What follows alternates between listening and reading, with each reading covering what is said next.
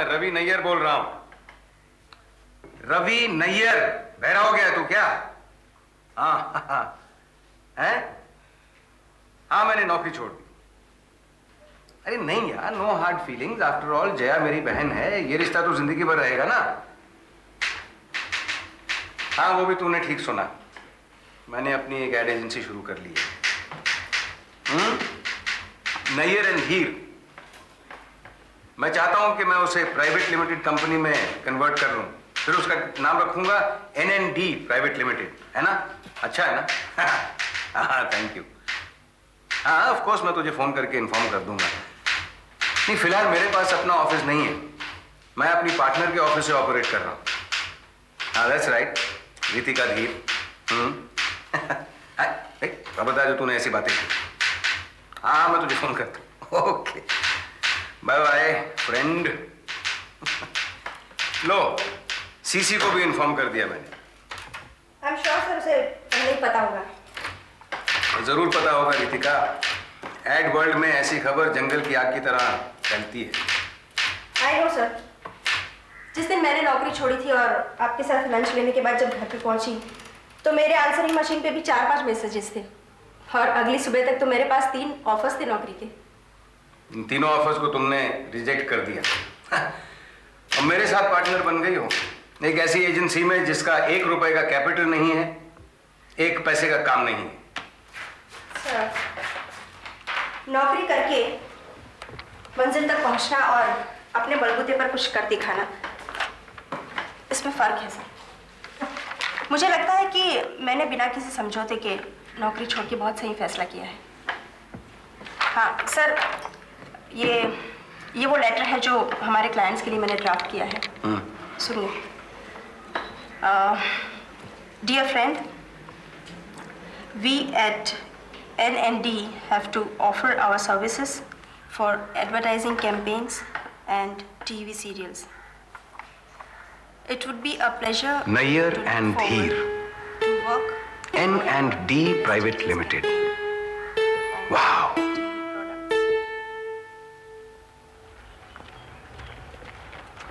Shefali? Oh hi पापा, मैं अभी बाहर जाने वाली थी। कोई बात नहीं, मैं तो बस यूं ही तुमसे मिलने चला आया था। अगर तुम बाहर जा रही हो तो मैं फिर कभी आ जाऊंगा। नहीं नहीं ठीक है, आइए ना बैठिए, मैं बाद में चली जाऊंगी। कहिए क्या कहना है आपको? कुछ नहीं शेफाली, वो बेटा मैं तो सिर्फ ये कह रहा था कि अब तो तुम मुझसे नाराज नहीं हो ना? मैंने जान लिया है पापा कि गुस्सा ऐसा जज्बात है जो खुद को ही बर्बाद कर देता है।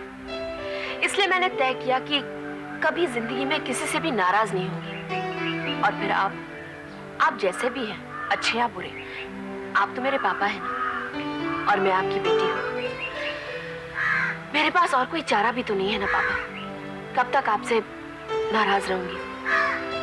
शेफाली मैं तो ये चाहता हूँ कि तुम मुझे माफ कर दो, ऐसे नहीं दिल से प्यार करो। वाह पापा, ये तो वही बात हो गई कि चित हो या पट हो, जीत आपकी होनी चाहिए। लेकिन ये तो मुमकिन नहीं है ना। You can't have your cake and eat it too. बगैर माफ किए आपको जो भी मिल रहा है, आपको उसी में खुश रहना पड़ेगा। एक इंसान को उसके बच्चे सिर्फ इसलिए प्यार करते हैं क्योंकि वो उनका बाप है, इसलिए नहीं कि उस पर उन्हें नाज है। ऐसा इंसान खुश कैसे रह सकता है? पापा, जब तक हमें सच्चाई का पता नहीं था, हमें आप पे नाज था पापा।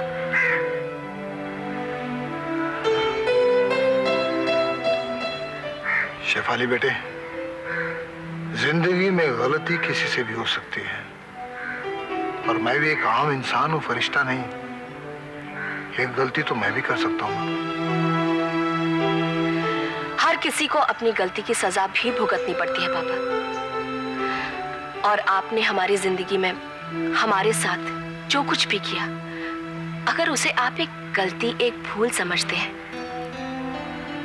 तो आप अपनी दूसरी बीवी और दूसरी बेटी के साथ बहुत बड़ी नाइंसाफी कर रहे हैं। आपने हमारे साथ जो कुछ भी किया, उसे हम सब समझते हैं, हम महसूस करते हैं पापा। और मैं ये अच्छी तरह से जानती हूँ, समझ सकती हूँ कि आपके दूसरे रिश्ते से जन्मी हुई दूसरी बेटी पर क्या बीतेगी जब उसे ये पता चलेगा कि उसका बाप उसके इस दुनिया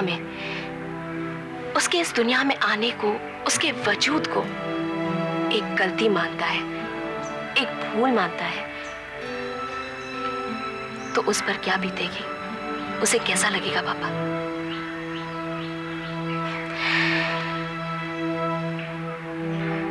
पापा, आप किस काम से मेरे पास आए थे? शेफाली बेटा, शेखर तो मुझसे बात तक करने को तैयार नहीं।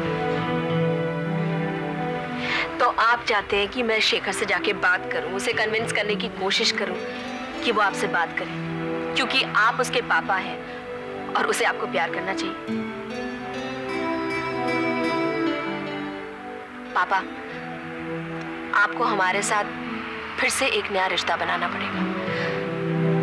आपको हमें ये यकीन दिलाना होगा कि आप हमें कभी धोखा नहीं देंगे, और अगर कभी धोखा दिया भी तो हमसे कभी झूठ नहीं कहेंगे। चलो चलते हैं पापा, मुझे बैंक में काम है and mama said it's very urgent. मैं शेखर से जरूर बात करूंगी, उसे कन्विंस करने की कोशिश करूंगी, और मुझे यकीन है पापा कि वो आपको जरूर समझेगा। आई लव यू बेटा। शेफाली, मैं तुम दोनों से बहुत प्यार करता हूँ,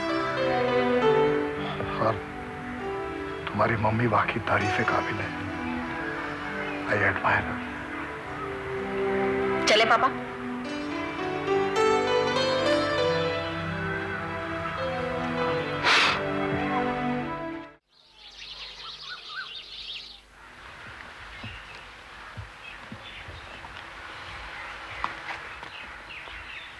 हाय शिखा, तुम्हारा गुस्सा ठंडा हो गया? मैं तो गुस्सा नहीं थी। लेकिन फिर भी तुमने मुझे फोन किया, उसके लिए थैंक्स। और डीजे के यहाँ से चले जाने का जिम्मेवार मुझे नहीं ठहराया, उसके लिए भी थैंक्स अ लॉट। अगर थैंक्स कहना है तो मेरी मम्मी से कहना। उन्होंने मुझे हकीकत का एहसास दिलाया है। मेरी तकदीर ही खराब है। हमेशा से बदकिस्मत हूं मैं। मेरा तो जन्म भी अनलकी था। डैडी ने खुद बताया था मुझे। देखो शिखा, ऐसी बातें नहीं किया करते। बुरे वक्त में भी अच्छी बातें बाहर निकलने का मौका ढूंढती रहती हैं, और उन्हें मौका मिलता है। मेरी जिंदगी में अब अच्छा क्या होगा संजीव?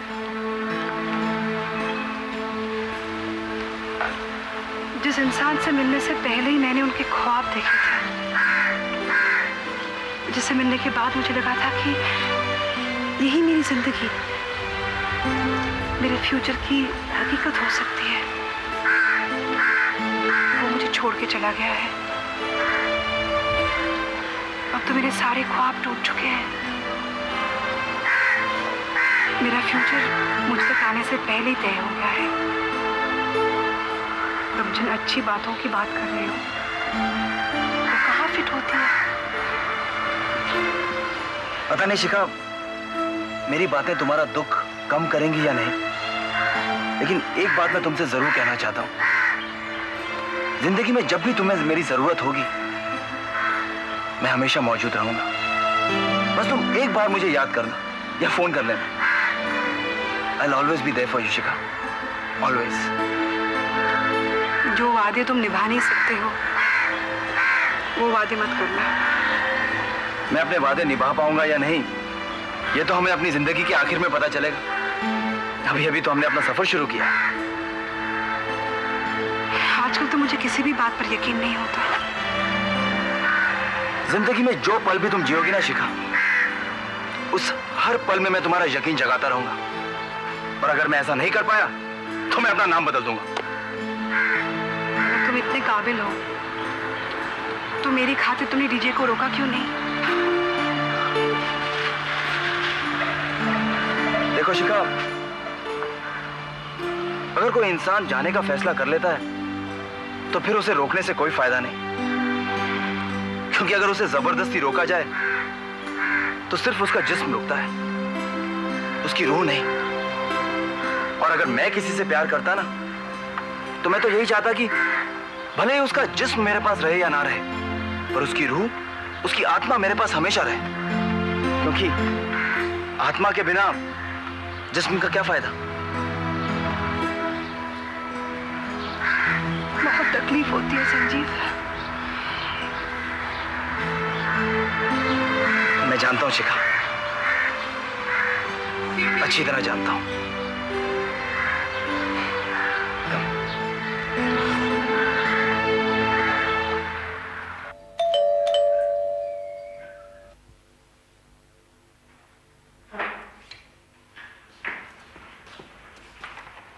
हाय नितिन, हाय बेग, हाउ आर यू?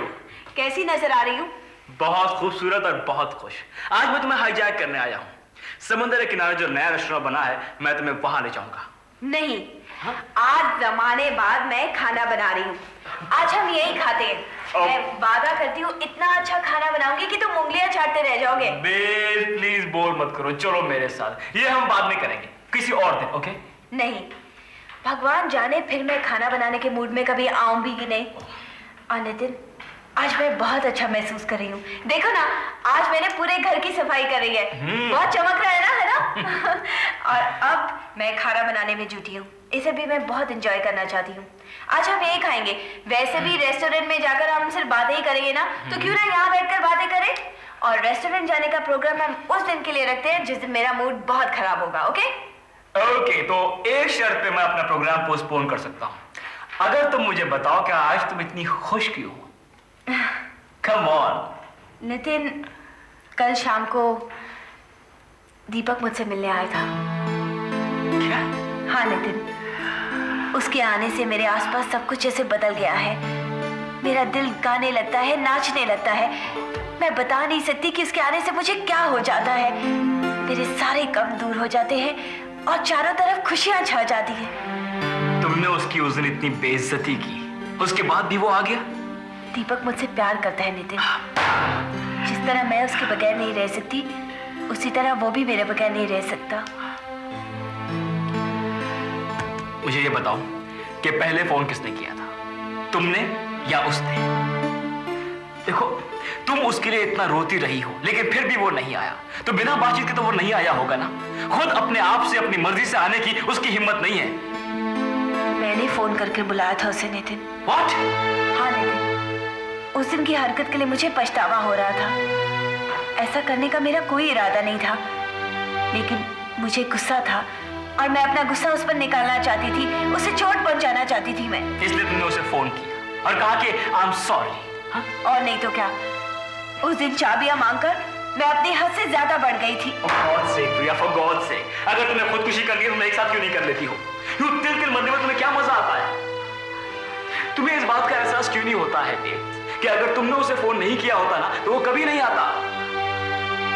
देखो, अगर इस रिश्ते को तोड़ने में उसने पहल की होती तो उसके दिल पे एक बोझ रह जाता, लेकिन तुमने उसे छोड़कर इसे उस गिल्ट से मुक्त कर दिया है। तुम समझती क्यों नहीं हो? अगर उसे तुम्हारे साथ रहना होता तो वो अपनी बीवी को कभी का छोड़ चुका होता। नितिन, वो अपनी बेटी के बगैर। कम ऑन, ये सब बहाना है, बहाना है। तुम्हारी समझ में क्यों नहीं आ रहा है? देखो, जिस सच्चाई को तुम नहीं मान रही थी, जिसे नहीं मानकर तुम्हें इतना दुख हुआ था, तुम आज उसको क्यों मान रही हो? Why can't you just believe it कि वो अपनी बीवी के बिना नहीं रह सकता है? उसका उसकी बीवी के साथ कोई रिश्ता नहीं है। देखो, अगर उसका उसकी बीवी के साथ कोई रिश्ता नहीं होता तो वो तुमसे इतने दूर नहीं रह सकता था। तुम्हें कैसे मालूम? अब मुझे कैसे मालूम? क्योंकि मैं एक मर्द हूं प्रिया, मर्द हूं मैं, और मर्दों की जात को अच्छी तरह जानता हूं। दीपक इस दुनिया के बाकी आदमियों जैसा नहीं है। ये तुम कह रही हो क्योंकि तुम उससे प्यार करती हो। हर लड़की जो एक आदमी से प्यार करती है उसके बारे में ऐसा ही सोचती है। प्लीज नितिन, ऐसी बातें करके मेरी खुशियां बर्बाद मत करो, प्लीज। देखो बेब्स, मैं तुमसे झूठ नहीं कह सकता हूं। एक बात याद रखना, तुमने अपने इर्द गिर्द बहुत सारे भ्रम पाले हुए हैं। तुम एक ख्याली दुनिया में जी रही हो। अगर यही हाल रहा ना, तो एक दिन तुम्हें बहुत बड़ा शॉक लगेगा और तुम उसे झेल नहीं पाओगी। Please babe, try to understand.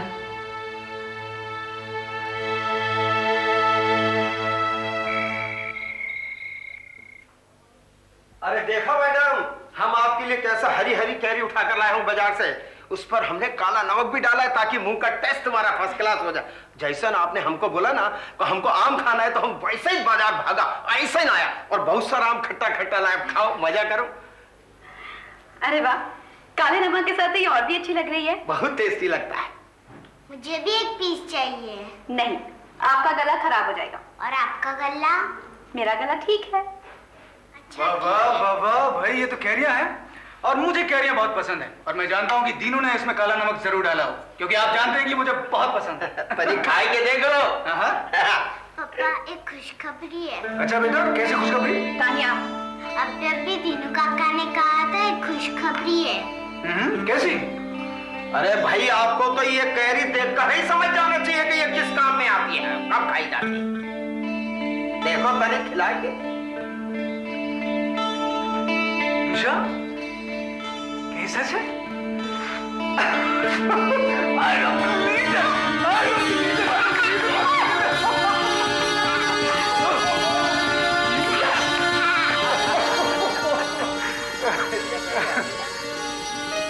प्रिया को ये खबर मैं कैसे सुनाऊंगा?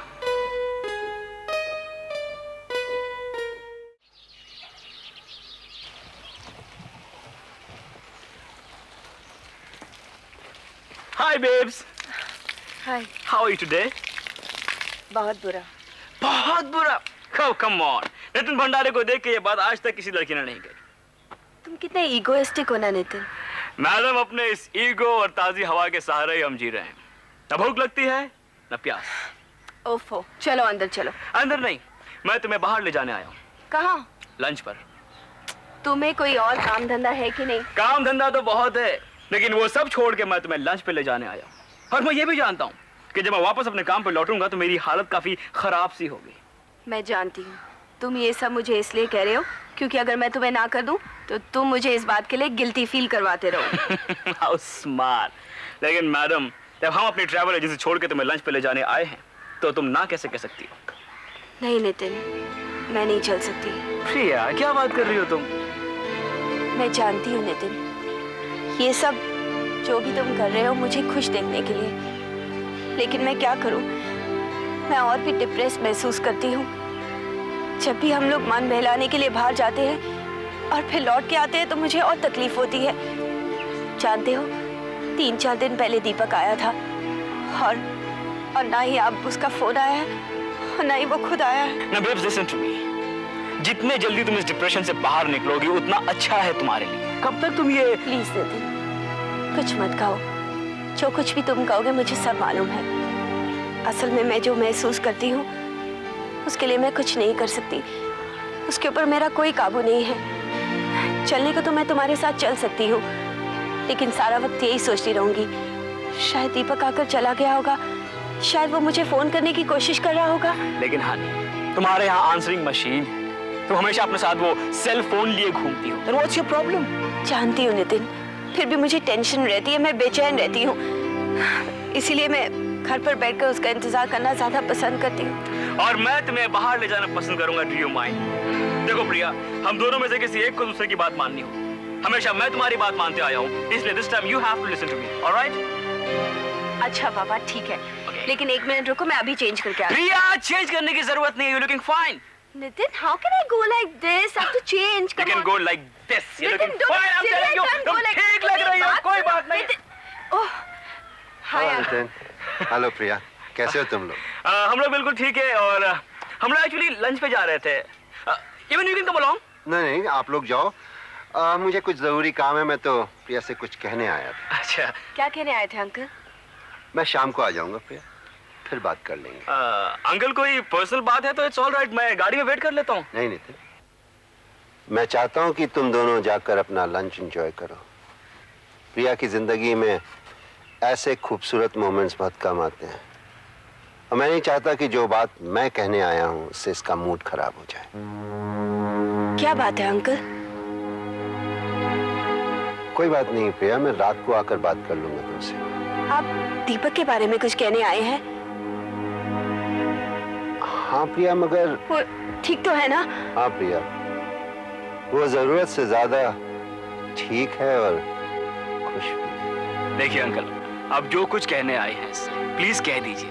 जितना जल्दी आप कहेंगे ना इसके लिए बेहतर होगा, क्योंकि जब तक आप इसे नहीं बताएंगे कि बात क्या है, इसकी बेचैनी बढ़ती जाएगी। क्या कहने आए अंकल आप? प्रिया, निशा प्रेग्नेंट है। क्या?